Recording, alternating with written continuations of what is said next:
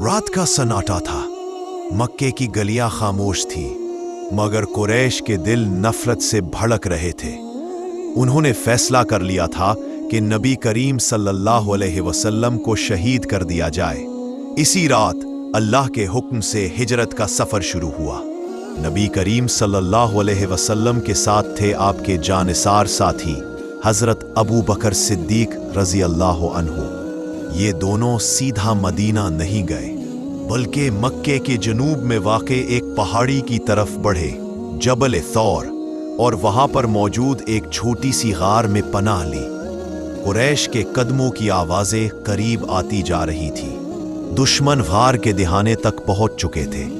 हजरत अबू बकर परेशान हो गए और अर्ज किया, या रसूल अल्लाह, अगर इनमें से कोई हमारे कदमों के निशान देख ले तो उसे पता चल जाएगा। इस लम्हे नबी करीम सल्लल्लाहु अलैहि वसल्लम ने फरमाया, गम न करो, अल्लाह हमारे साथ है।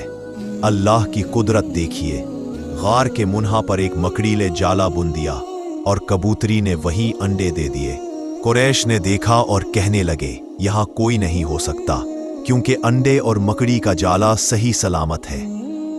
यह वाकया हमें सिखाता है कि जब इंसान अल्लाह पर कामिल यकीन रखता है तो गार भी किला बन जाती है और कमजोरी ताकत में बदल जाती है। ये ईमान की फतह की दास्तान है।